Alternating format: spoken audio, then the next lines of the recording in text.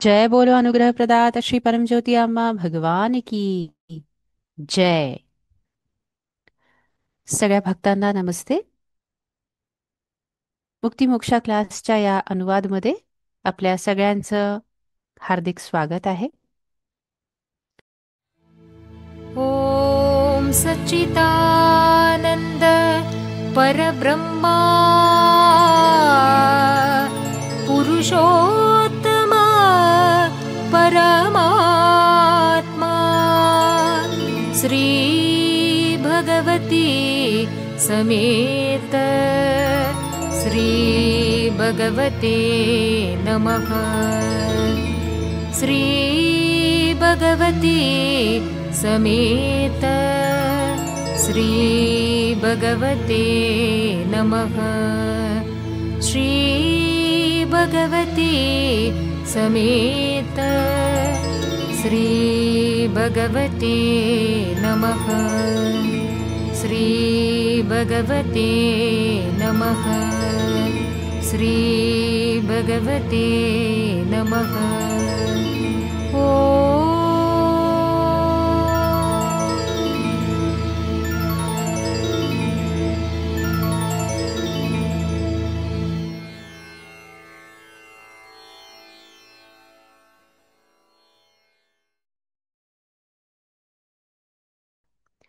तर पहिला प्रश्न असा होता की आम्हा भगवान तुम्हाला आम्ही समजायचं कसं, तुमच्याशी नातं आम्ही कसं जोडायचं.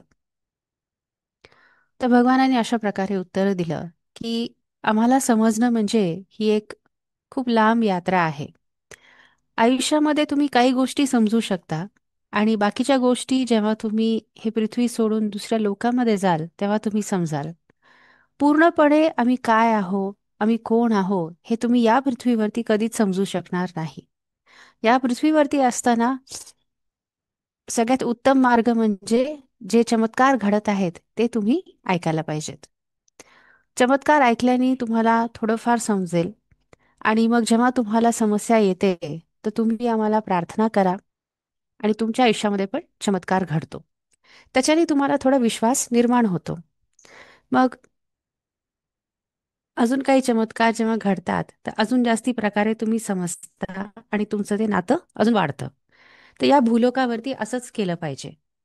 आणि काही लोक जसं त्यांचं चैतन्य स्तर वाढेल तर ते अजून जास्ती समजून घ्यायला लागतील.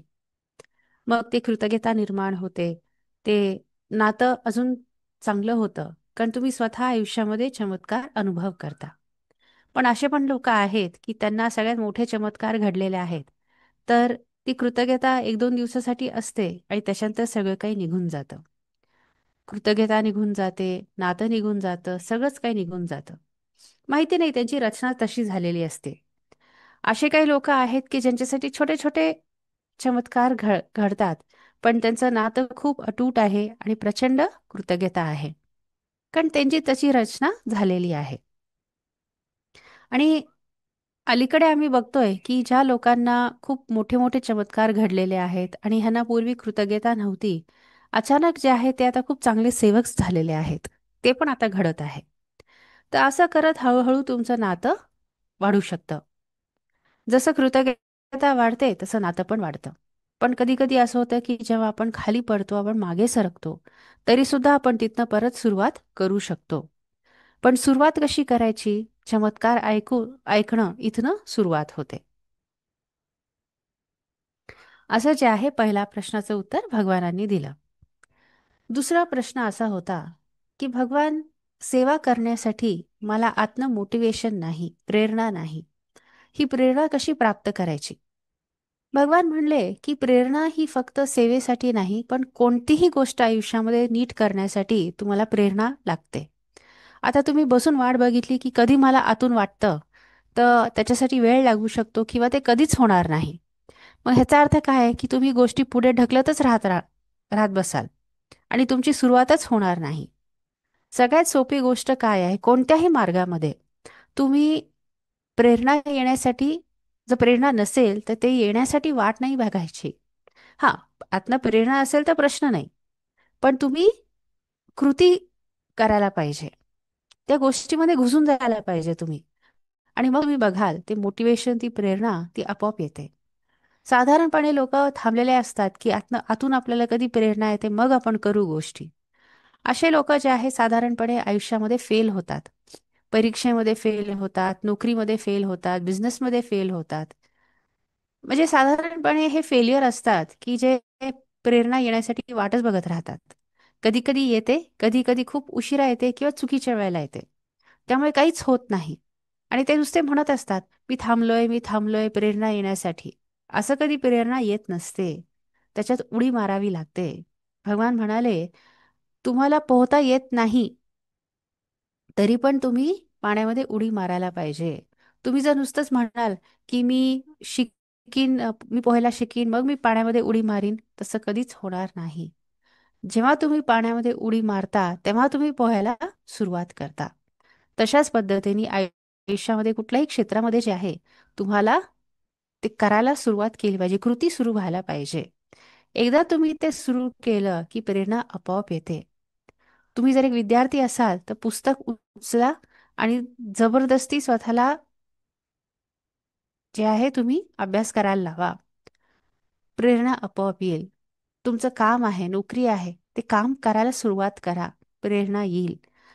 सगळे जे यशस्वी लोक आहेत ते अशाच पद्धतीने काम करतात. जे लोक फेल होतात ते सतत वाट बघत असतात प्रेरणा येण्यासाठी.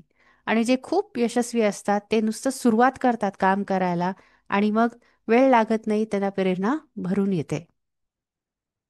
हीच गोष्ट सेवेमध्ये सुद्धा लागू येते. तुम्ही जर म्हणलात की मला सेवा करण्यासाठी आतनं प्रेरणा यायला पाहिजे, त्याच्यासाठी मी वाट बघत आहे, ते कधीच येणार नाही. कधीतरी येऊ शकते पण असं ती येत नसते. पण एकदा तुम्ही एखादी गोष्ट करायला सुरुवात केली तर तुम्हाला ती पूर्ण प्रेरणा येऊन जाते. आणि मग दारं उघडायला सुरुवात होते. आणि हां, प्रार्थना शक्ती असेल अजून ते खूप लवकर घडायला लागतं. तर हे खूप महत्वाचं आहे. आणि भगवानाने इथे एक विशेष गोष्ट सांगितली की स्पेशली जी युवक आहेत, जी मुलं मुली आहेत, तुम्ही हे लक्षात घ्यायला पाहिजे की तुम्ही प्रेरणा येण्यासाठी वाट बघू नका. पुस्तकं घ्या आणि अभ्यास करायला सुरुवात करा. तर अशा पद्धतीने भगवानाने खूप आपल्या आयुष्यासाठी महत्वाची गोष्ट या प्रश्नामध्ये सांगितलेली आहे. जय बोलो ज्ञान प्रदात श्री अम्मा भगवान की जय.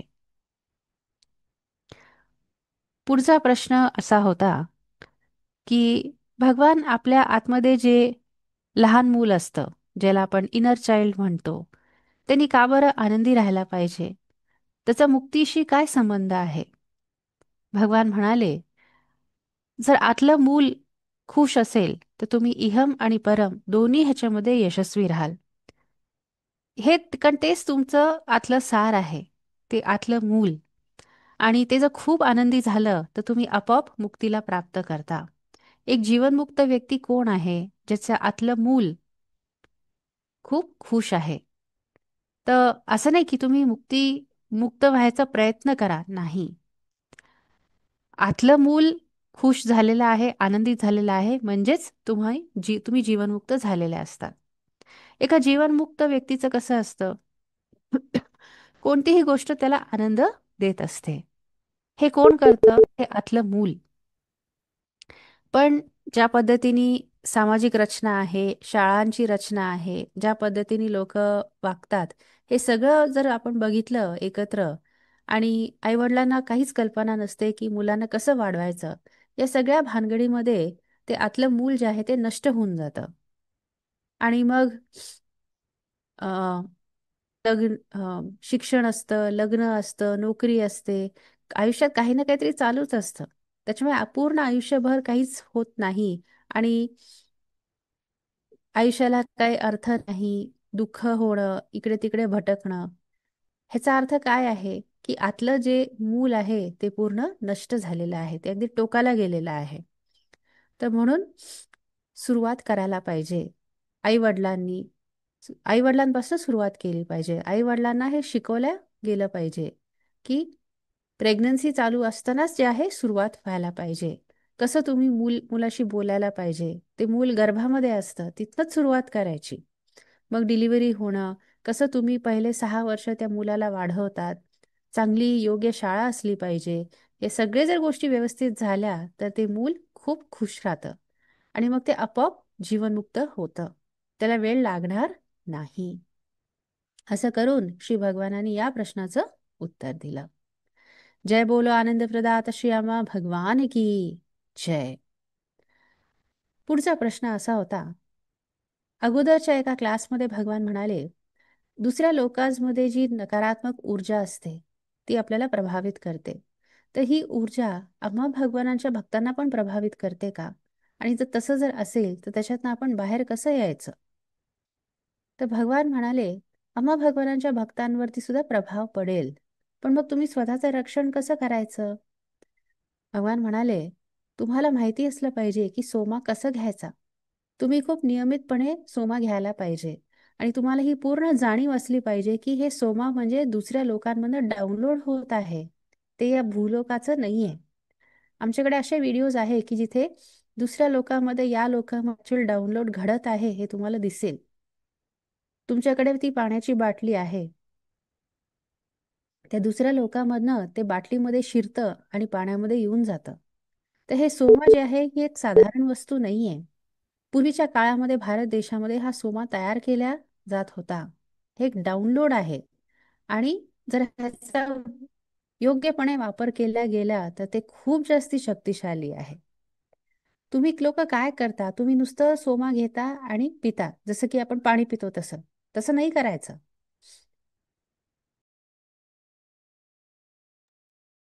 मग सोमा कसा घ्यायचा? भगवान म्हणाले, तुम्ही तो सोमा हातामध्ये धरा आणि पूर्ण जाणीव असली पाहिजे की हे दैवानुग्रह आहे, हे दुसऱ्या लोकांमधनं डाउनलोड झालेलं आहे. प्रचंड कृतज्ञता असली पाहिजे, ही जाणीव असली पाहिजे की ह्याच्याने आपल्यासाठी खूप चांगल्या चांगल्या अद्भुत गोष्टी घडणार आहेत. आणि मग ते सोमा तुम्ही ग्रहण करायचा. मग जसा तो सोमा तुमच्या शरीरामध्ये जात आहे, तुम्हाला तुमच्या आतमध्ये ती ऊर्जा जाणवायला पाहिजे. ही सोमा घ्यायची योग्य पद्धत आहे. ह्याच्याने तुमचे खूप सारे आजार बरे होऊ शकतात जर तुम्ही ते करेक्ट प्रकारे घेतलं तर. आणि मग कोणतीही नकारात्मक ऊर्जा जी तुमच्या अवतीभोवती असेल किंवा तुमच्या शरीरामध्ये असेल ती सगळी बाहेर निघून जाते आणि मग गोष्टी तुमच्या हिशोबाने घडायला सुरुवात होतात. तर तुम्हाला कळलं पाहिजे की सोमा कसा घ्यायला पाहिजे. बरेचसे लोक तुम्ही नुसतं नॉर्मल पाणी पिल्यासारखं सोमा घेता, तसं नाही. तुम्ही ते विधियुक्त घ्यायला पाहिजे. ते तसं तुम्ही करा आणि बघा काय होतं. मी बघितलंय काही मुलं परीक्षेला जाताना तिथे सोमाची बाटली घेऊन जातात आणि सोमा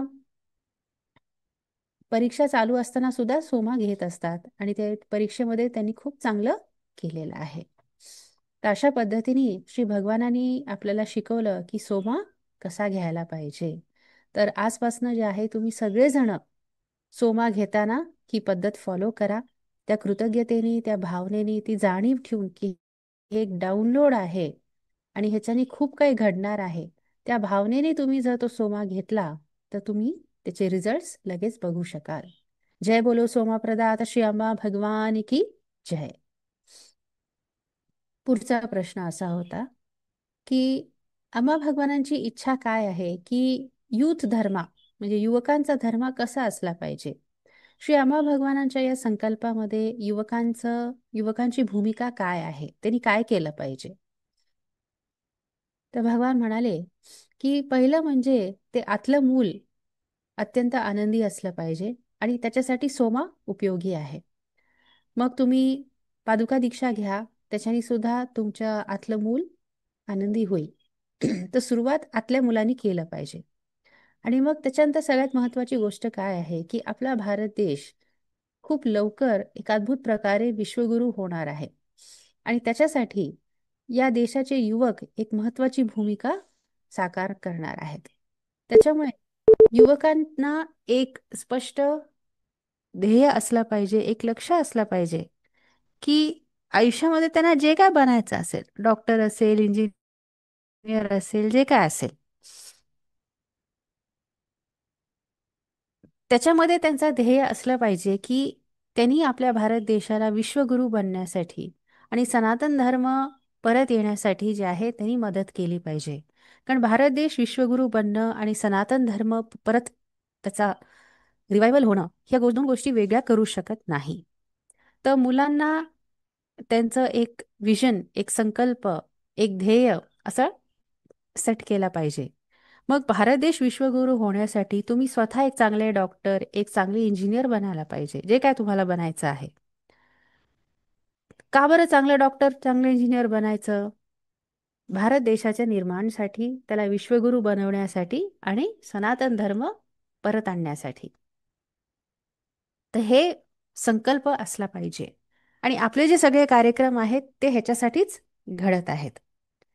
डायरेक्ट आपण डायरेक्ट जात नाहीये, पण आपण अगदी सूक्ष्म रूपाने त्या दिशेमध्ये जात आहोत. आजचे युवक कसे आहेत हे सगळ्यांनाच माहिती आहे. कोणत्याही प्रकारची आध्यात्मिकता त्यांना पटत नाही. आहेत ते तसे, पण सगळे मुलं पण तसे नाही आहेत. पण बरेचसे जास्ती मुलं असेच आहेत. त्याच्यामुळे आपल्याला ते खूप सूक्ष्म रूपाने करावं लागतं. आ- आणि हळूहळू जे आहे, भारत देश आणि सनातन धर्मासाठी ती भावना आपल्याला जागृत करावी लागते. एकदा ते सेट झालं की मग तुम्ही बघाल कशा प्रकारे पूर्ण आयुष्य बदलून जातं आणि देशामध्ये बदल येतो. खूप खूप वर्षापूर्वी कुठल्या तरी एका युथ कोर्समध्ये एक प्रश्न एका मुलाने विचारला होता. त्याला मी सांगितलं की तू भारत देशाच्या निर्माणावरती फोकस केला पाहिजे. तो म्हणाला, भारत देशाचं निर्माण, मॅथ्समध्ये मला शेवटी आता 8 मार्कच मिळाले होते आणि भगवान म्हणतात आहे की भारत देशाचं निर्माण कर. तर भगवान म्हणाले की तो कुठल्या तरी क्लासमध्ये होता, मला आठवत नाही, आणि नंतर तो पुढे जाऊन IIT मध्ये गेला. आता ते तर म्हणजे कल्पना सुद्धा केली नव्हती, पण तो मुलगा IIT मध्ये गेला. मग त्याला स्टॅनफोर्ड युनिव्हर्सिटीकडनं बोलवणं आलं. तिथे त्यांनी PhD केली. त्याच्यानंतर तो चेन्नई एअरपोर्टला आला. तो मुंबईची फ्लाईटमध्ये बसणार होता. तिथे एक वयस्कर माणूस बसलेला होता. त्या माणसाने विचारलं की कुठे चाललाय? तो म्हणला, मी इंटरव्ह्यूसाठी मुंबईला चाललोय. त्या माणसाने विचारलं, तुला मिळेल का नोकरी? तो म्हणाला, नाही, मला नाही मिळणार. मी IIT मधनं शिकलेलो आहे, मी स्टॅनफोर्डमधनं PhD केली आहे, पण ती नोकरी खूप महत्वाची आहे, जिथे देशासाठी निर्णय घ्यावे लागतात. माझ्याकडे अनुभव नाही, त्याच्यामुळे मला काही ती मिळणार नाही. तो माणूस म्हणला की तू निराश नको होऊ, तू जा, तुझा पूर्ण प्रयत्न कर. आणि मग हा मुलगा मुंबईला गेला. तिथे एक मोठी टीम बसली होती त्याचा इंटरव्ह्यू घेण्यासाठी. त्यांनी त्याच्या विषयाबद्दल, सब्जेक्टबद्दल एक शब्द पण विचारला नाही. त्याची हॉबीज काय, त्याला काय आवडतं, असे सगळे वेगवेगळे प्रश्नोत्तरं चालू होते. मग शेवटी तो मुलगा म्हणला की मी तुमचा खूप आभारी आहे. मला माहिती आहे की माझी निवड झालेली नाही. मला तुमचा वेळ वाया घालवायचा नाही, मी जाऊ का? मग त्यांनी सांगितलं की नाही, तुझं सिलेक्शन झालेलं आहे. तो म्हणला, काय, मी सिलेक्ट झालो? पण मला तर काहीच तुम्ही विचारलं नाही. मग ते म्हणले, तिथे बघ. चेन्नई एअरपोर्टमध्ये जो वयस्कर माणूस त्याला भेटला होता तो तिथेच बसला होता. त्यालाच ते निर्णय घ्यायचा होता सिलेक्शनचा. तर त्यांनी अगोदरच या लोकांना सांगितलं होतं आणि त्यांनी ह्याचं सिलेक्शन केलेलं. आणि त्याची नोकरी काय होती की भारत देशामध्ये जे सगळे नदी वगैरे आहेत त्याच्याबद्दल काहीतरी महत्त्वाचे निर्णय घ्यायचा, असा तो जॉब होता. खूप वर्षांपूर्वी झालेली गोष्ट आहे. मग तो खूप महत्त्वाचा व्यक्ती बनला. त्यांनी भारत देशासाठी खूप छान काम केलं. म्हणजे एक मुलगा ज्याला 8 मार्क मिळत होते, तिथनं तो भारत देशासाठी महत्त्वाचे निर्णय घेणं अशा ठिकाणी तो पोचला. म्हणजे काय आहे, काहीही घडू शकतं. पण ते संकल्प, ते ध्येय, ते खूप स्पष्ट असलं पाहिजे. नंतर भगवानाने त्याला विचारलं की हे सगळं कसं घडलं? तो म्हणाला, तुम्ही जे मला बोलला होतात, भारत देशासाठी काम कर, ते माझ्या आतमध्ये गेलं. आणि ते झाल्यानंतर त्याच्यासाठी गणित खूप सोपं होऊन गेलं. सगळा अभ्यास एकदम सोपा सोपा व्हायला लागला. जसं की एक लहान मुलांच्या खेळासारखं. आणि तो एक इंजिनियर आहे. त्याच्यामुळे भगवान म्हणाले, तुम्हाला जे बनायचं तुम्ही बनू शकता, पण तुमच्या आतमध्ये ते संकल्प असला पाहिजे की भारत देशाला आपण विश्वगुरू बनवायचा आहे. तो संकल्प असेल तर तुमच्या साठी सगळ्याच गोष्टी घडतील आणि तुम्ही देशाच्या सोबत राहाल. भगवान म्हणाले की एक एनर्जी पॉइंट आहे, एक ऊर्जा बिंदू आहे, जे जगाच्या भोवती फिरत असतं.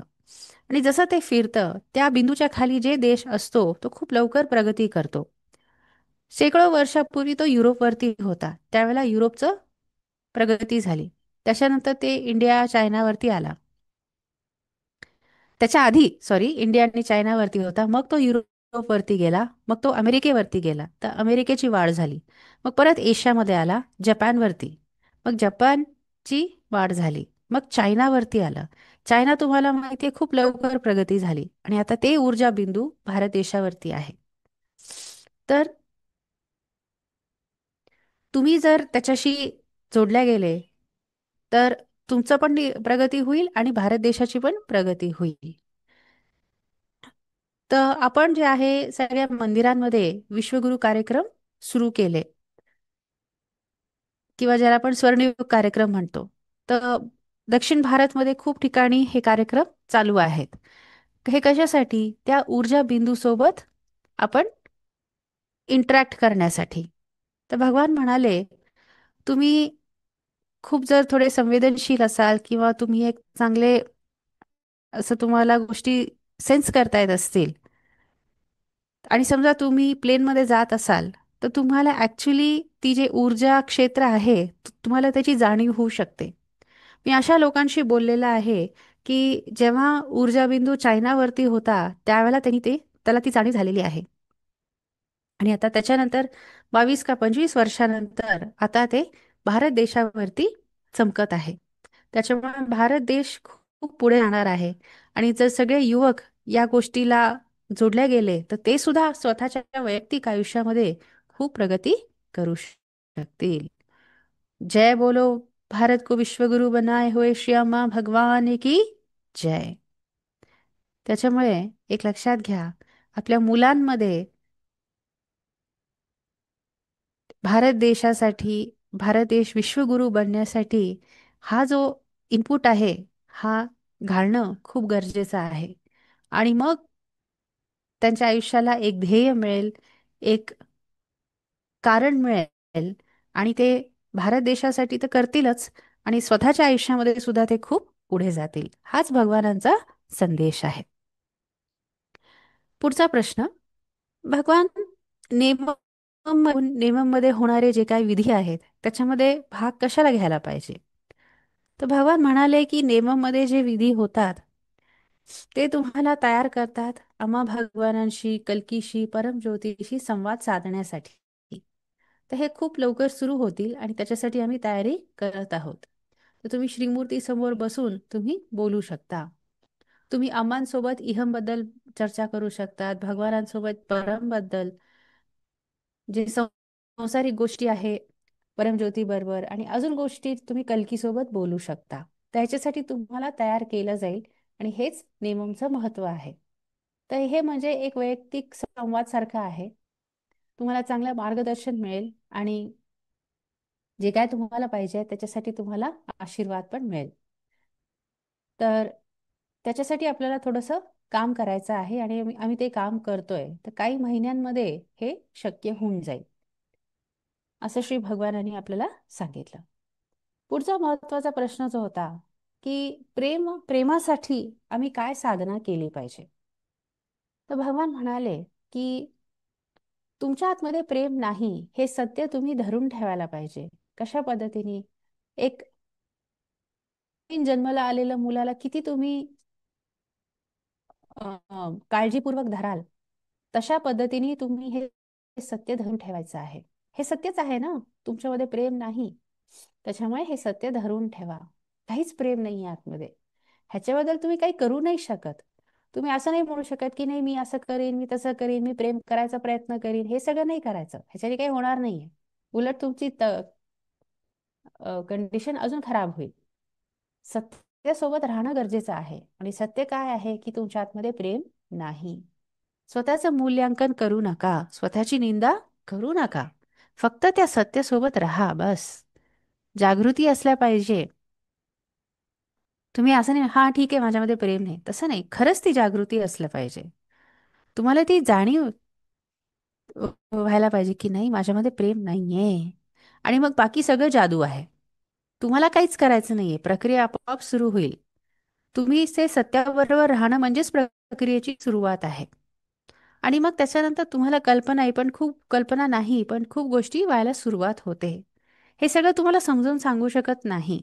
मग एक दिवशी तुम्ही बघाल की तुमच्या आतमध्ये प्रेमाचा उद्गम होत आहे आणि आपोआप ते विकसित व्हायला सुरुवात होतं. कारण शरीर सुद्धा त्याच्यामध्ये सामील आहे. आता बघा, तुम्ही एखाद्या अगदी लहान मुलाकडे किंवा कुठल्याही प्राण्याच्या पिल्लाकडे जेव्हा तुम्ही बघता, मग ते हत्तीचं पिल्लू असू दे, मुंगी असू दे, वाघाचं पिल्लू असू दे, हरणाचं पिल्लू असू दे, की एक छोटं माणसाचं बाळ असू दे, जे नवीन जन्माला आलेलं आहे, कोणीही हे असू दे, स्वाभाविकपणे आतमध्ये प्रेम असतं. ते म्हणजे एक केमिकल रिॲक्शन आहे. ते प्रेम येतं. तर शरीर तशा पद्धतीने स्पंदन करतं. प्रयत्न करून बघा. ते आपोआप स्वाभाविकपणे येतं. तशाच पद्धतीने म्हणजे ते पिल्लाला, बाळाला बघितलं की तसं ते प्रेम येतं ना, तसंच जेव्हा तुम्ही त्या सत्यासोबत राहतात, की तुमच्याकडे तुमच्या आतमध्ये प्रेम नाही आणि जेव्हा तुम्ही स्वतःचं मूल्यांकन करत नाही, की अरे मी किती बेकार आहे, मी किती वाईट आहे, माझी आई तशी वागली, माझे वडील तसे वागले, माझ्या मित्रांनी असं केलं, अशा गोष्टी तुम्ही बोलायच्या नाहीत. असे सगळे कारणं सांगायचे नाहीत. फक्त सत्य, माझ्यामध्ये प्रेम नाही, तेवढंच. त्याच्यासोबत राहा आणि मग गोष्टी व्हायला सुरुवात होतं. आम्ही हे समजावून सांगू शकतो, पण आता गरज नाहीये, कारण त्याच्यामध्ये खूप जास्ती विज्ञान येऊन जाईल. तुम्हाला प्रेम जाणवायला सुरुवात होईल, हे महत्वाचं आहे. तर हेच आपल्याला साधना जी आहे भगवानांनी दिली आणि त्या दिवशी घडलेली जी प्रक्रिया होती ती ह्याच्यासाठी झालेली होती. जय बोलो प्रेम प्रदात श्यामा भगवान की जय. तर पुढचा प्रश्न असा होता की काही महिन्यापूर्वी श्री भगवानांचं दीक्षा दर्शन घेतलं होतं लोकांनी आणि श्री अमांचं दीक्षा दर्शन जे होणार आहे त्याच्यामध्ये त्याचा कसा प्रभाव होईल असं लोकांनी प्रश्न विचारला. तर भगवान म्हणाले, भगवानांच्या दर्शनामध्ये परममध्ये वाढ होण्यासाठी तुमच्या आतमध्ये बीज घातलं गेलं. ते बीज लवकरच वाढेल आणि ते विकसित होईल. अम्मांच्या दर्शनामध्ये मुख्य म्हणजे इहम आहे, सॉरी. तर तुम्हाला जर असं वाटत असेल की तुम्हाला इहम मध्ये अजून वेगाने प्रगती व्हायला पाहिजे, तर अम्मांचं दर्शन. तर परमचं तुम्हाला ऑलरेडी बीज दिलेलं आहे, ते तुम्हाला तुमच्या आयुष्यामध्ये विकसित होताना दिसेल काही वर्षांमध्ये. अम्मांचं जे आहे ते इहमसाठी आहे. इहमध्ये पटकन तुम्हाला रिझल्ट हवा असेल तर अम्मांकडे यायचं. खूप असे सारे लोक आहेत की जे पूर्वी 3,000, 5,000, 10,000 रुपये कमवत होते, आज लाखांमध्ये कमवत आहेत. मी काही अशा लोकांना स्वतः भेटलेलं आहे आणि त्यांना विचारलं की कसं एवढं तुम्ही श्रीमंत झाले. ते म्हणाले की काही वर्षापूर्वी आम्ही अम्मांचं दर्शन घेतलं, त्याच्यानंतर हे सगळं घडलेलं आहे. म्हणूनच अम्मात हे सगळे दागिने वगैरे अलंकार करतात, कारण तशा पद्धतीने तुमच्यावरती तो प्रभाव पडतो. हा, तुमच्याकडे लाखो असतील आणि सगळं काही आहे तुमच्याकडे, मग तुम्हाला इहमची एवढी गरज नाहीये. हा, पण त्याच्यामध्ये तुम्हाला वाढ हवी असेल तर तुम्ही नक्कीच ते मागू शकता. पण परम तुमच्याकडे असलं पाहिजे. परमची तुमची यात्रा अजून आहे, पण इहमची तुमच्याकडे समाधानी असाल, सगळं असेल, तर ते तुमच्यावरती अवलंबून आहे. तुमच्याकडे लाखो असतील पण तुम्हाला करोडो पाहिजे, तर मग तुम्हाला इहम दीक्षा घ्यावी लागेल. अशा पद्धतीने श्री भगवानांनी आपल्याला सांगितलेलं आहे. त्यामुळे ज्यांना कोणाला इहम मध्ये अजून वाढ हवी असेल तर तुम्ही 5 ऑगस्टला महाराष्ट्रासाठी जे अम्मांचं दर्शन आहे त्या दर्शनामध्ये तुम्ही जाऊ शकता. पुढचा प्रश्न असा होता, भगवान तपोवन बद्दल सांगाल का? तपोवन मध्ये आम्हाला कधी जायला मिळेल? तर भगवान म्हणले, तपोवन तयार होत आहे. ते एका ठिकाणी नाही पण वेगळ्या वेगळ्या ठिकाणी आहे आणि अजून 2-3 वर्ष तरी लागतील की तिथे आपल्याला जाता येईल. तर तुम्हाला बोलवले जाईल, तुम्ही तिथे येऊन काही दिवस ध्यान करू शकता आणि तुम्ही खूप लवकर प्रगती कराल, कारण तिथले झाडं खूप अगदी निवडलेले आहेत, अशा पद्धतीने लावलेले आहेत की तुमचं चैतन्य वाढ होण्यासाठी तशी ऊर्जा तुम्हाला तिथे मिळेल. म्हणूनच ते तयार व्हायला वेळ लागतोय. काम चालू आहे पण 2 ते 3 वर्ष तरी लागतील तयार होण्यासाठी, असं करून भगवानांनी आपल्याला सांगितलं. पुढचा प्रश्न असा होता की बऱ्याच वेळेला नकारात्मक ऊर्जा आणि भावना आपल्याला प्रभावित करतात. कधी कधी अशी नकारात्मक ऊर्जा असलेल्या लोकांच्या हाताने तयार झालेलं अन्न आपल्याला खावं लागतं. अशा परिस्थितीमध्ये आपण स्वतःचं रक्षण कसं करायचं, श्री आम्हा भगवानांशी आपलं नातं कसं टिकवून ठेवायचं, काय करायचं?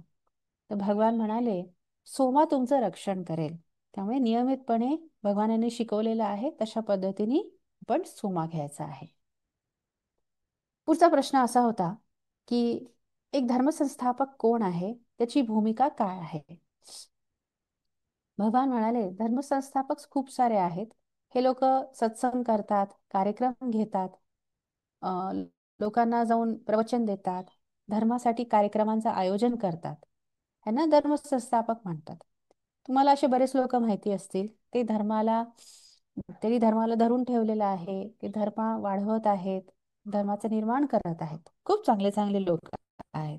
बरेच लोकांचे स्वतःचे सत्संग आहेत आणि त्यांचा स्वतःचा ग्रुप आहे. हे सगळे लोक सामूहिक रूपाने आध्यात्मिक प्रगती करायचा प्रयत्न करत आहेत.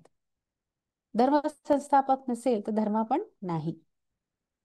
तर या लोकांमुळे धर्म टिकून आहे. मग धर्मरक्षक पण आहेत. हे कोण आहेत? हे लोक आपल्या मंदिरांमध्ये येऊन काम करत असतात. काही लोक पुजारीचं काम करतात, काही लोक येतात, दासाजला बऱ्याच वेळेला वेळ नसतो तर ते येऊन हवन करतात, पूजा करतात. सकाळी लवकर 4:30-5ला येतात आणि पूजा करतात. मग नंतर आपल्या कामासाठी परत जातात. त्यांचे स्वतःचे परिवार आहे, त्यांचं सगळं संसार आहे, पण ते येतात, काम करतात आणि जातात. काही लोक येऊन हवनमध्ये मंत्रोच्चारण करतात, चॅन्टिंग करतात. त्यांना सुद्धा जे आहे धर्मरक्षक म्हणतात. म्हणजे त्यांच्या संसारामध्ये राहून आपल्या मंदिरांमध्ये जे येऊन काम करतात, हे सगळे धर्मरक्षक. हे सगळे धर्माचं रक्षण करत आहेत. मग धर्मकर्ता आहेत, हे योगदान करणारे. समजा आपल्याला धर्मासाठी काहीतरी पाहिजे असेल आणि आपल्याकडे तसं पैसा नसेल, तर काही लोक पुढे येऊन आपल्याला मदत करतात. आर्थिक सपोर्ट जर नसेल तर गोष्टी करता येत नाहीत. आणि धर्मामध्ये कसं आहे, असे एक्स्ट्रा फंड्स वगैरे काहीच नाही आहेत. तर हे सगळ्या गोष्टी जास्ती आपण चर्चा करू शकत नाही. पण कसं आहे की आपल्याला पैशाची गरज असते धर्मासाठी. आणि हे लोक जे आहेत, हे ते फंड्स रेज करतात आणि प्रोव्हाइड करतात. ह्या लोकांना धर्मकर्ताच म्हणतात. तर धर्मसंस्थापक आहेत, धर्मरक्षक आहेत, धर्मकर्ता आहेत. तर एखादी व्यक्ती हे तिन्ही भूमिका निभावू शकते, किंवा एखादी व्यक्ती दोन भूमिका निभावू शकतात, किंवा एखादीच भूमिका निभावू शकतात, त्यांची इच्छा. अशा पद्धतीने हा धर्म चालू आहे. धर्म आता त्याच्या 36व्या वर्षी आहे. आणि या सगळ्या लोकांमुळेच धर्म व्यवस्थित आहेत. हे लोक नसतील तर धर्म सुद्धा नाही. असं करून भगवानांनी आपल्याला स्पष्टता दिलेली आहे. पुढचा प्रश्न असा आहे की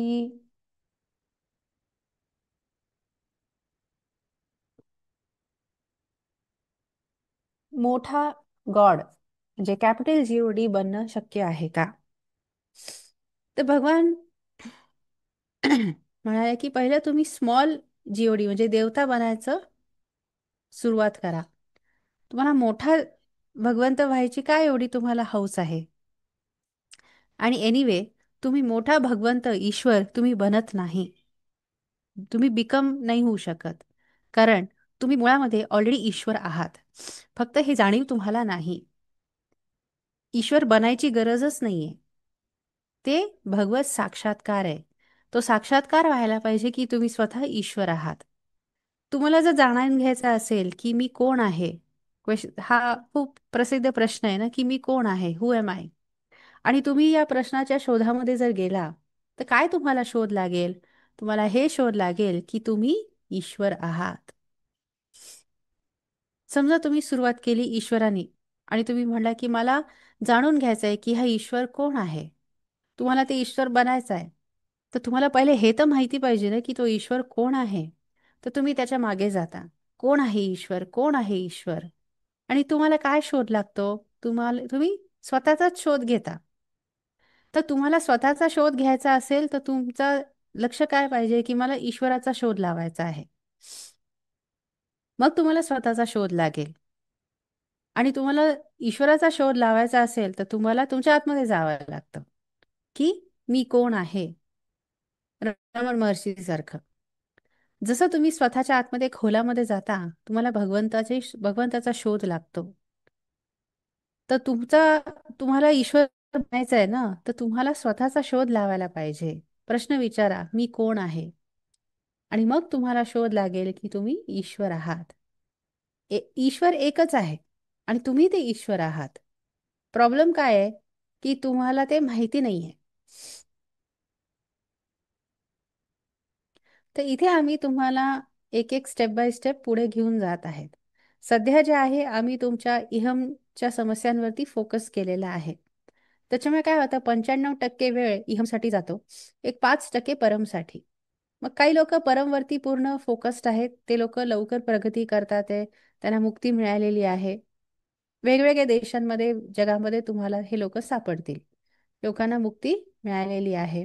काही लोक आपली स्थिती दुसऱ्यांना पण ट्रान्सफर करू शकत आहे, कारण परमसाठी त्यांना ती एक तडप आहे, म्हणून त्यांना ते मिळालेली आहे. पण बरेचसे लोक इहमध्ये अडकलेले आहेत. त्याच्यामध्ये काही वाईट नाहीये, चांगलंच आहे, पण त्याच्यामध्ये खूप वेळ जात आहे. आणि त्यांना ते अडकले का आहेत? कारण करेक्ट अप्रोच असलं तर ते त्याच्यातनं सुटू शकतात. पण आता गोष्टी बदलत आहेत आणि पूर्ण जगामध्ये लोक बदलतात आहे. गोष्टी आता लवकर लवकर होत आहेत, असा भगवानांनी आपल्याला संदेश दिलेला आहे. त्याच्यानंतर पुढचा प्रश्न विचारला गेला. पुढचा प्रश्न की सहस्रनाम हवनमध्ये आम्हाला गिफ्ट मिळालं श्री भगवंताच्या उपस्थितीमध्ये जगण्यासाठी. तर भगवान, हृदय विकसित होणं आणि हृदय विकसित झाल्यानंतर आमची आंतरिक स्थिती कशी बदलेल, लोकांशी आमचा संबंध कसा बदलेल, ह्याच्याबद्दल आम्हाला सांगा. भगवान म्हणाले, हृदय विकसित झाल्यानंतर क्राइस्टचं शिकवण सत्य होतं. क्राइस्टनी काय सांगितलं? तुम्ही जसं स्वतःवर प्रेम करता तसं तुमच्या शेजाऱ्यावरती पण प्रेम करा. म्हणजे लव्ह दाय नेबर ॲज दाय सेल्फ. कोणीही आलं तरी क्राइस्ट त्यांना हेच सांगायचे. एकदा तुमचं हृदय विकसित होईल, मग जसं तुम्ही स्वतःवरती प्रेम कराल, तुम्ही तुमच्या शेजारच्या व्यक्तीवरती पण प्रेम करू शकाल. कारण तिथे दुसरा वेगळा माणूस नसतोच, तुम्हीच तो माणूस आहात. दुसरा एक आहे किंवा आपण वेगळे आहोत, हे पण एक मोठा भ्रम आहे.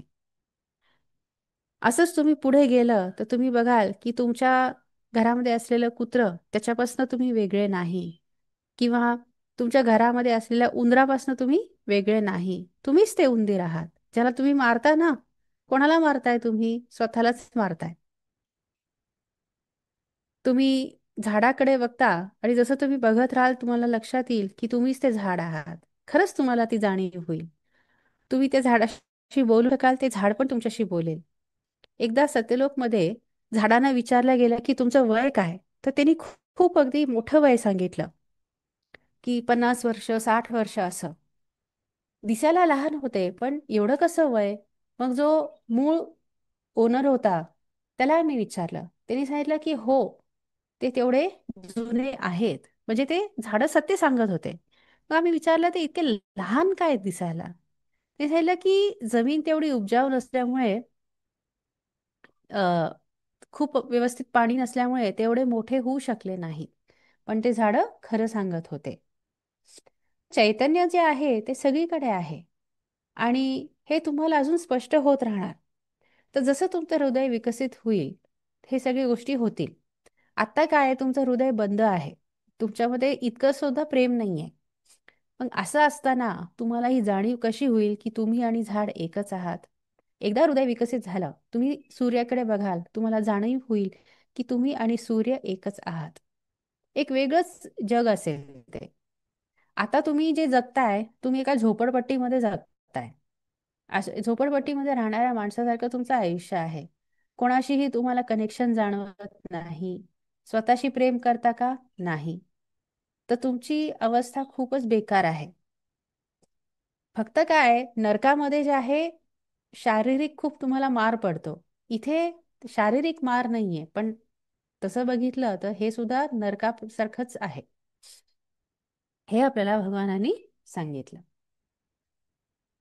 पुढचा प्रश्न असा होता, भगवान, धर्मामध्ये मुख्य ध्येय आहे मुक्ती, पण जगण्यासाठी आपल्याला पैसे कमवण्यासाठी आपल्याला काम करावं लागतं. काम करायचं असेल, आपण परिवारासोबत जगतो. जसं माणसाचं लग्न होऊन जातं, तो स्वार्थी होतो, तो स्वकेंद्रित होतो किंवा फक्त स्वतःबद्दल, आपल्या परिवाराबद्दल तो विचार करत असतो. तेच त्याचं मुख्य फोकस असतं. मग ह्याच्यातनं कसं बाहेर पडायचं, कशी मुक्ती मिळवायची? भगवान म्हणाले, जेव्हा आम्ही 24 तास मुक्तीबद्दल बोलत असतो, तुम्ही हे समजू नका की ते आमचं एकमात्र ध्येय आहे.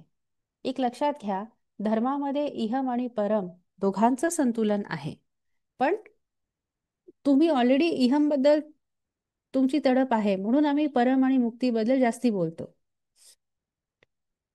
तुम्ही स्वतःचा विचार करता ह्याच्या आम्ही विरोधामध्ये नाही. जेव्हा सेल्फ आहे, जेव्हा मीची भावना आहे, तुम्ही कसं म्हणू शकता की मी स्वकेंद्रित राहणार नाही? मी आहे, मीची भावना आहे आणि त्याचे स्वतःचे काही गरजा आहे. त्याला सुरक्षित वाटलं पाहिजे, त्याला महत्त्व पाहिजे, त्याला प्रेम पाहिजे, त्याला योगदान करायचं असतं, असे खूप सारे गरजा आहेत. म्हणजे काय, तुम्हाला पैसा पाहिजे आहे, तुम्हाला महत्त्व मिळायला पाहिजे, हे सगळ्या गोष्टींची गरज आहे तुम्हाला, आणि आम्ही ह्याच्या विरोधात अजिबातच नाहीये. उलट आम्ही त्या गरजा पूर्ण करण्यासाठी मदत करतो तुम्हाला. तुम्हाला संतृप्ती का मिळत नाही? तुमच्या प्रोग्राम्समुळे, तुमच्या वासनांमुळे, हे सगळ्या गोष्टींमुळे.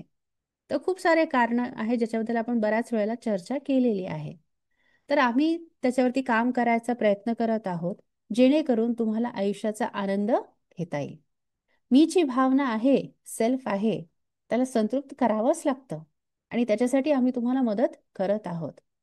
आम्ही मुक्तीबद्दल बोलतो ह्याचा अर्थ असं नाही की हे सगळ्या गोष्टी तुम्ही सोडून द्यायच्या आणि मग तुम्हाला मुक्ती मिळेल, अजिबात नाही. या सगळ्या गोष्टी तुम्ही प्राप्त करू शकतात आणि मुक्ती पण मिळवू शकता.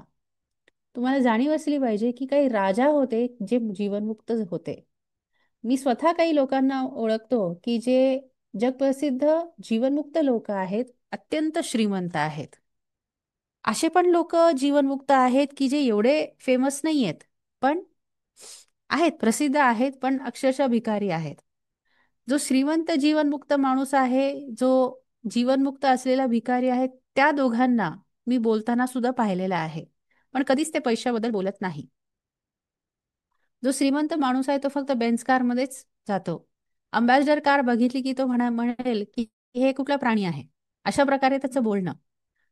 तो म्हणायचा, परवडत असेल तर माझ्यासाठी बेन्झ कार आणा किंवा पोर्शे आणा, असा तो असायचा. दुसरा जीवनमुक्त व्यक्ती तो चेन्नईमध्येच राहत होता, झाडाखाली. हे दोघं भेटायचे, बोलायचे सुद्धा. तर ह्याचा अर्थ असा नाही की तुम्ही एक भिकारी व्हायला पाहिजे, तुमची बायको, तुमचं मूल, तुमचं परिवार सोडून द्यायचं, सगळं सोडून द्यायचं. असं जर तुम्ही केलं तर तुम्हाला मुक्ती कधीच मिळणार नाही. किंवा तुम्ही जर जीवनमुक्त झाला तर ह्याचा अर्थ असं नाही की तुम्ही तुमच्या परिवाराला, घरदार, नोकरी सगळं सोडून द्याल, असं पण नाही. उलट त्याच्यामध्ये वाढच होईल. तर ही स्पष्टता असली पाहिजे. भगवान म्हणाले, मुक्ती ही अशी गोष्ट नाहीये की जे तुम्हाला काहीतरी करून मिळणार आहे. ती तुमच्यासोबत होणारी एक घटना आहे.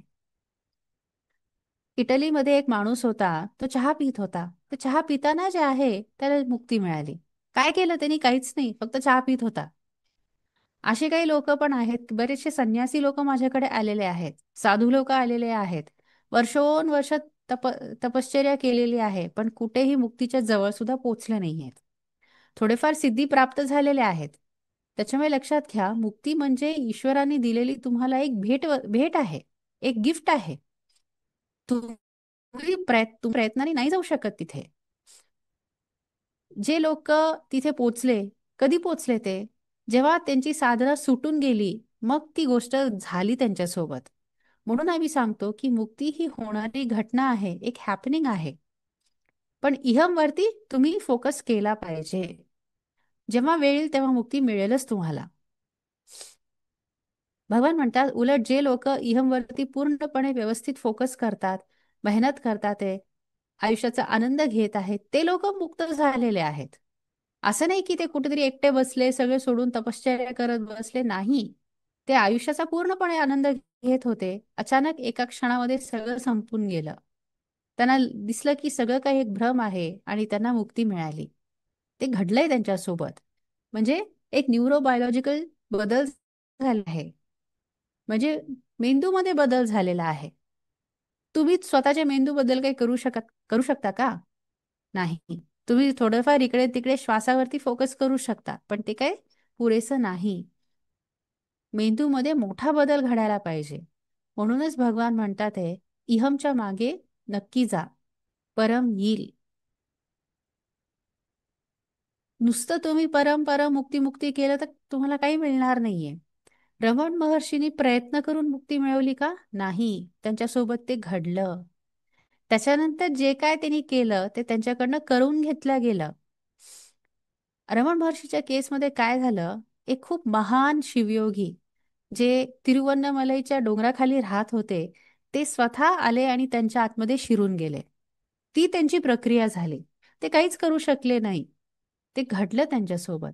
तशाच पद्धतीने जे कृष्णमूर्तीच्या आतमध्ये मैत्रेय स्वतः येऊन बसले होते. तर कोणासोबतही अशाच प्रकारे गोष्टी घडतात.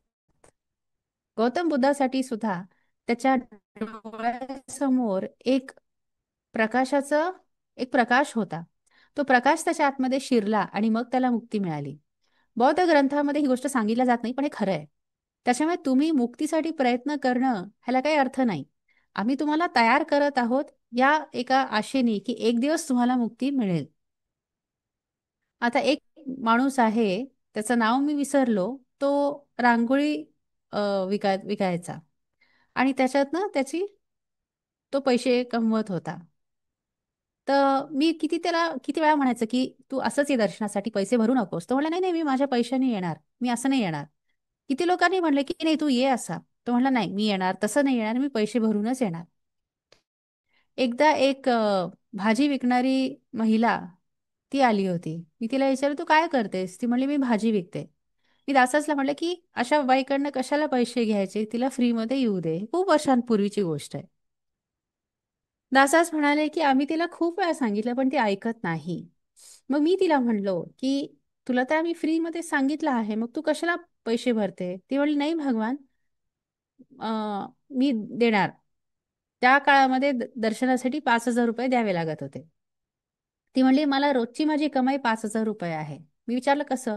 ती म्हणली, मी समुद्रकिनारे भजी बोंडा हे सगळं विकत असते. तुमची श्रीमूर्ती मी माझ्या दुकानामध्ये लावलेली आहे. तुमचे सगळे भक्त जे बीचवरती येतात, समुद्रावरती, ते माझ्या दुकानामध्ये येऊन सगळं विकत घेतात. अशा पद्धतीने माझी कमाई होते. तर मला असं वाटलं की तुमच्यामुळे हे सगळं होत आहे, तर मी तुम्हाला द्यायला पाहिजे. माझी कृतज्ञता मी व्यक्त करायला पाहिजे. आणि भगवान म्हणाले की ही महिला खूप चांगल्या स्थितीमध्ये होती. नंतर मला हे पण कळालं की लोक तिच्याकडे जातात, त्यांच्याशी बोलते, त्यांना मार्गदर्शन करते. अजून एकदा एक बाई भेटली होती आणि ती सांगत होती की ती तिच्या नवऱ्याला मारायची. मग भगवान म्हणाले की मला तुझ्या नवऱ्याला भेटायचंय, नेक्स्ट टाइम त्याला घेऊन ये. मग ती घेऊन आली त्याला. मग मी नवऱ्याला विचारले की तुला मारत होती का? तर तो नवरा, हो भगवान, खूपच बेकार परिस्थिती होती, ती मला मारायची. कसं मारायची हे पण दाखवलं त्यांनी. नुसतं त्याला नाही, पोलिसांना पण मारायची. ती जेलमध्ये पण जाऊन आलेली आहे. पोलीस लोक पण तिच्या जवळ जात नाहीत. का बरं? त्यावेळेला ती अवैध पद्धतीने एक प्रकारची दारू बनवत होती आणि कायदेशीर नव्हतं ते. म्हणून ते पोलिसांबरोबर पोलीस जो आहे तिच्या मागे यायचे आणि ती त्यांनाच मारायची. तर भगवान म्हणाले, अशा बाईच्या सोबत कॉलेज प्रोफेसर जातात ते, तिच्याकडे जातात ते आणि तिच्यासोबत धर्माबद्दल चर्चा करत आहेत. आपलेच म्हणजे डिवोटी लोक. मग मी त्या बाईला विचारले, "हे सगळं खरं आहे का?" ती म्हणली, हो. मग कसं काय? ती म्हणली, मला एकच गोष्ट माहितीये भगवान, मला इनर इंटेग्रिटी, आंतरिक सत्यनिष्ठा, हेच मला माहिती आणि मी त्याच्याबद्दल बोलत असते. तर भगवान म्हणे, मला एक उदाहरण दे. तर ती म्हणली की एकदा जवळच्या एरियातनं कोणीतरी तिच्याकडे आलं. कारण हिचं कसं आहे की ही दुसऱ्यांसाठी जेव्हा प्रार्थना करते तर त्या प्रार्थना पूर्ण होतात. तर एक बाई आली होती आणि अ, तिला येऊन म्हणली की माझं घराचं बांधकाम चालू आहे पण माझ्याकडे पैसे नाहीये. तू प्रार्थना कर, तुझा ईश्वर तुझे प्रार्थना ऐकतो ना, तर त्याला सांग की हे पैसे मला दे, जेणेकरून माझं घराचं बांधकाम पूर्ण होईल. ती म्हणली ठीक आहे, मी प्रार्थना करते. मग तिने विचार केला, भगवान काय म्हणतात, सत्यनिष्ठाने प्रार्थना करा. तर ती भगवानांना म्हणली, भगवान ही बाई माझ्याकडे आली, मला तिची अजिबात काही फिकीर नाही.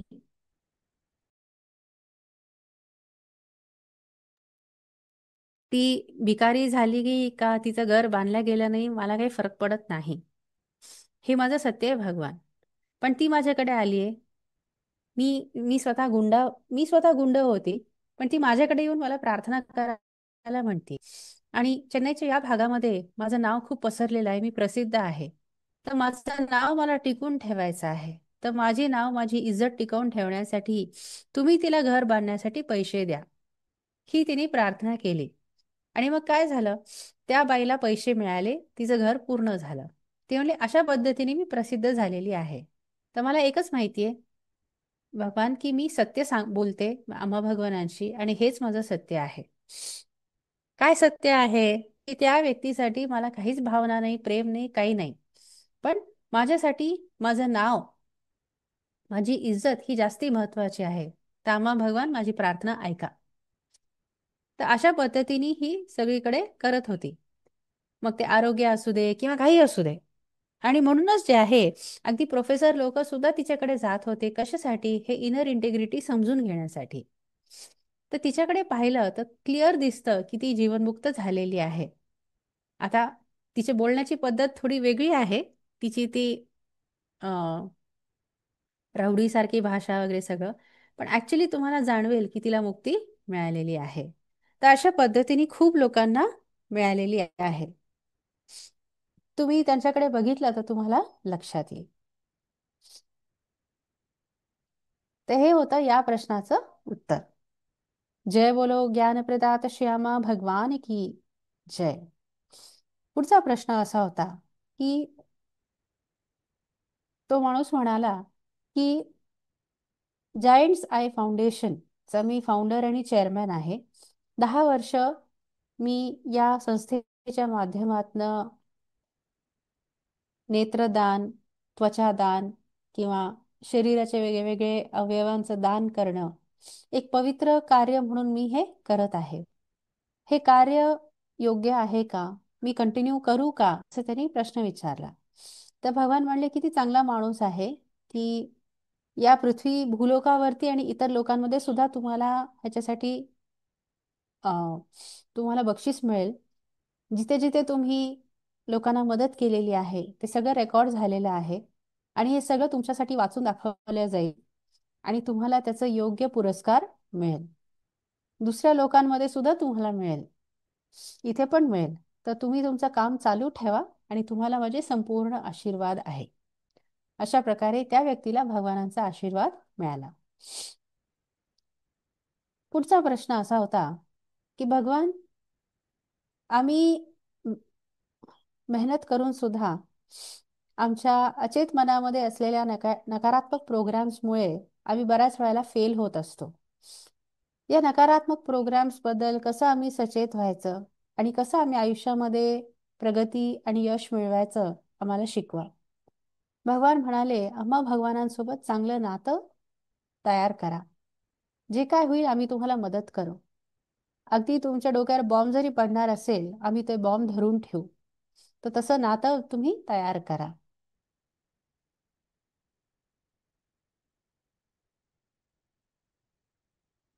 तर भगवान म्हणले ही सोपी गोष्ट आहे, काळजी करू नका. त्याच्यानंतर पुढचा प्रश्न असा होता की भगवान, मी स्वतःला कसं स्वीकार करू. भगवान म्हणले ही ते पण सेम गोष्ट आहे.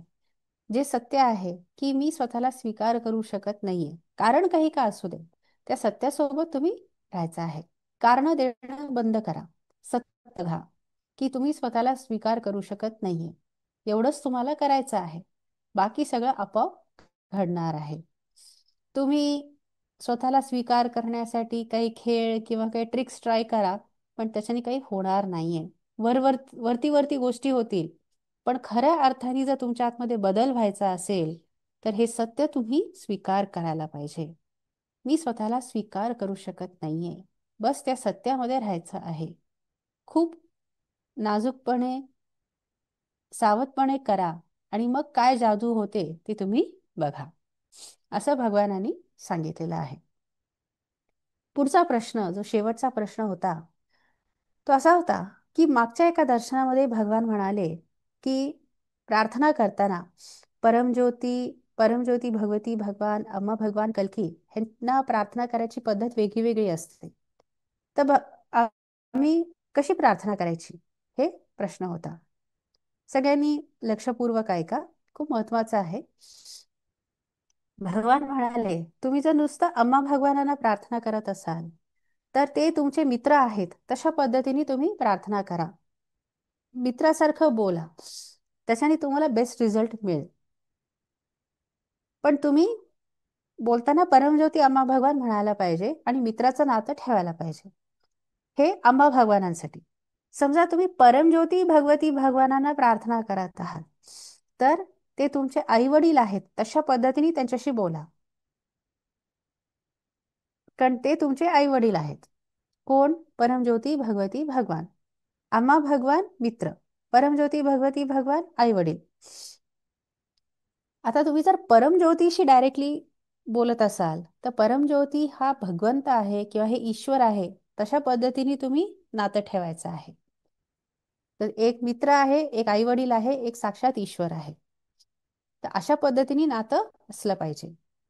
आणि प्रार्थना कशी करायची, आता समजा तुम्ही वैयक्तिक गोष्टी मागत असाल, मला पैसा पाहिजे, मला गाडी पाहिजे, मला बंगला पाहिजे, तो मुलगा पाहिजे, ती मुलगी पाहिजे, हे सगळ्या गोष्टी मागत असाल, अम्मा भगवानांना मागा. आणि हे जे सगळ्या सांसारिक वस्तू आहेत, अम्मा भगवानांना मागा.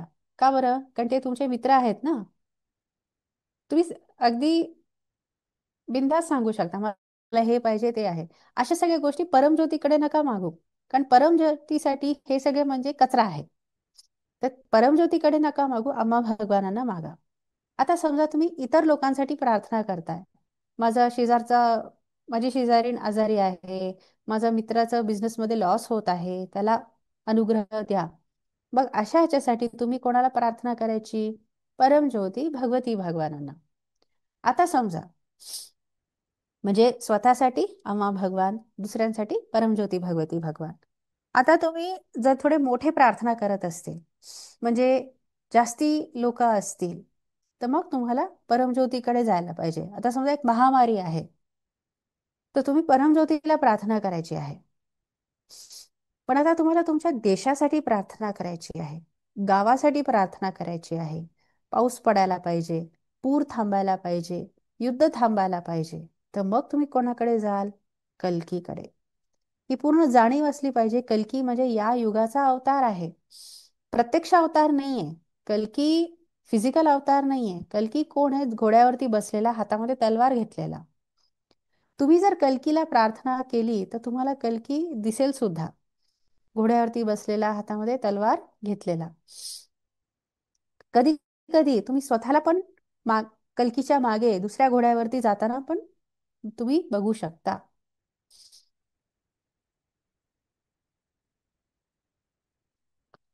कल्की म्हणजे वेगळं आहे. तर जपानमध्ये खूप लोक कल्कीलाच पूजा करतात. ते म्हणतात परमज्योती कल्की. का बरं? कारण जपानमध्ये फुकुशिमा न्यूक्लिअर रिॲक्टर होतं. तर त्यावेळेला ती स्पेशल जेव्हा प्रार्थना केली तर त्यांना दिसलं की व्हिडिओ असे मिळाले की जिथे कल्की त्या फुकुशिमा रिॲक्टरच्या भोवती जात आहेत.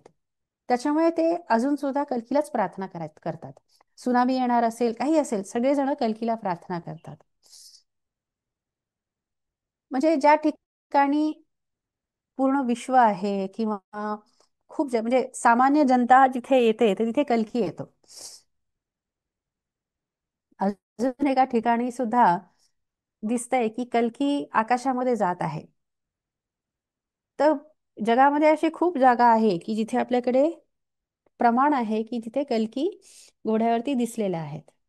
नवीन श्रीमूर्तीमध्ये सुद्धा जे कल्की तुम्ही बघता ते खरं US मध्ये बहुतेक कोलोराडो मध्ये तिथे ते प्रकट झालेले होते.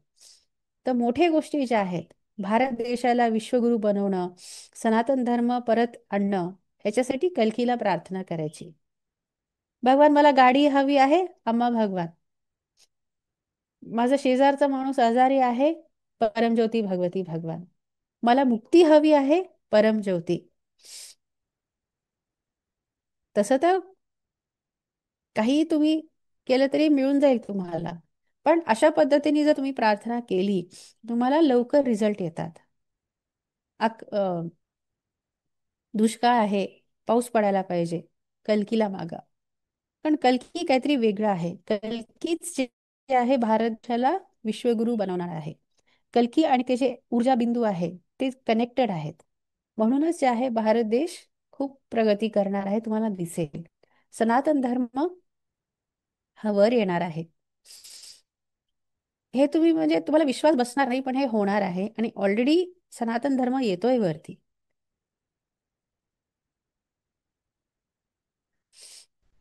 लोक आणि ही प्रगती होत आहे म्हणूनच बरेच लोक भारत देशाला सनातन धर्माचा विनाश करण्याचा प्रयत्न करत आहेत. पण ते सगळं फेल होणार आहे. कारण भारत देश सनातन धर्म हा खूप मोठ्या प्रकाराने म्हणजे कल्पना सुद्धा करू शकत नाही इतक्या मोठ्या प्रकारे सगळं वाढणार आहे. तर हे भगवानांना खूप सुंदर प्रकारे कशी प्रार्थना करायची, कुठल्या ह्याच्यासाठी कोणाला प्रार्थना करायची हे आपल्याला शिकवलेलं आहे. तर हे तुम्ही लक्षात ठेवा आणि जेव्हा तुम्ही प्रार्थना करता तेव्हा तुम्ही अशा पद्धतीने प्रार्थना करायची आहे. म्हणजे काय, तुमच्या वैयक्तिक गरजांसाठी आम्हा भगवानांना मागा. दुसऱ्यांसाठी जेव्हा प्रार्थना करता तेव्हा परमज्योती भगवानांना भगवती भगवानांना प्रार्थना करा. तुमच्या गावासाठी, भारत देशासाठी, कोणतेही असे मोठ्या संकटातनं बाहेर येण्यासाठी कल्कीला प्रार्थना करा. आता समजा तुमच्या गावामध्ये कार्यक्रम होणार आहे, पावसाचे दिवस आहेत आणि तुम्हाला पाहिजे की खूप लोक कार्यक्रमाला यायला पाहिजे, काही विघ्न नको यायला, तर कल्कीला प्रार्थना करा. तुम्ही मुक्तीसाठी प्रार्थना करत आहात, परमच्या गोष्टी ज्या आहेत त्या परमज्योती साक्षात ईश्वराला मागायच्या असतात अशा गोष्टी. तर हे आपण आपल्या आयुष्यामध्ये आजपासनं जे आहे तुमच्या प्रार्थना त्या पद्धतीने आता चेंज करा. मग नंतर शेवटी विचारलं की रात्री जी प्रक्रिया असते 8:30ची त्याच्यासाठी टीचिंग काय आहे. तर भगवान म्हणाले की वेस्टर्न लोकांसाठी प्रेमासाठी प्रेमाचा शोध लागण्यासाठी आपण केली होती प्रक्रिया. तर ती खूप चांगल्या पद्धतीने झाली. म्हणूनच इथे म्हणजे भारतीय लोकांसाठी सुद्धा हीच प्रक्रिया होईल. तर भगवान म्हणाले की जेव्हा तुमच्या आतमध्ये प्रेम येतं तेव्हा सगळ्या गोष्टी बदलून जातात. तर तुमच्यामध्ये थोडं तरी प्रेम यायला पाहिजे, त्यासाठी आम्ही काम करणार आहे आणि मग ते वाढत जाणार. असं म्हणून भगवानांनी सगळ्यांना आपलं प्रेम व्यक्त केलं, आशीर्वाद दिला प्रोसेससाठी आणि अशा पद्धतीने आम्हा भगवानांचं हे मुक्ती मोक्ष दर्शन संपलं. जय बोलो ज्ञानप्रदात श्री अम्मा भगवान की जय.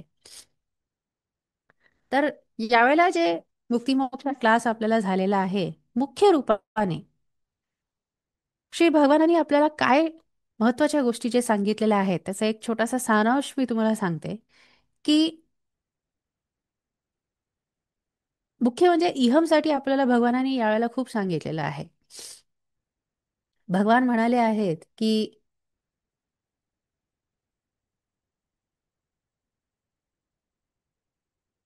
तुम्हाला कोणतीही गोष्ट मिळवण्यासाठी आयुष्यामध्ये कोणत्याही क्षेत्रामध्ये वाट बघू नका की मला आत्न वाटायला पाहिजे. कामामध्ये घुसा तुम्ही, काम करायला सुरुवात करा आणि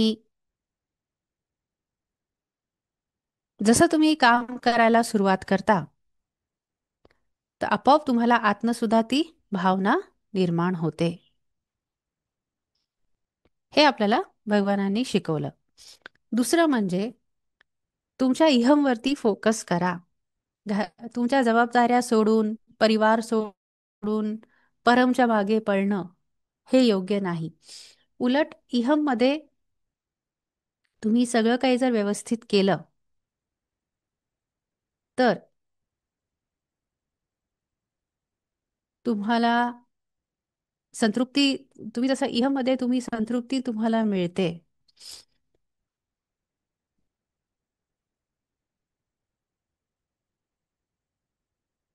आणि तुम्ही आयुष्याचा आनंद घेता, ते करत करतच तुम्हाला मुक्ती सुद्धा मिळेल.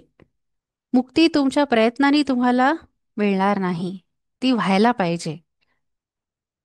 आम्हा भगवानांच्या कार्यक्रमांमध्ये भाग घेऊन तुम्ही तयार होत आहात की एक दिवस तुम्हाला मुक्ती मिळेल. आणि प्रार्थना कशी करायची हे सुद्धा आपल्याला भगवानांनी शिकवलं. कुठल्या कारणासाठी कोणाला प्रार्थना करायची ही स्पष्टता आपल्याला भगवानांनी दिली. मुख्य रूपाने सोमा कसा घ्यायचा सुद्धा आपल्याला आम्हा भगवानांनी शिकवलेलं आहे. तर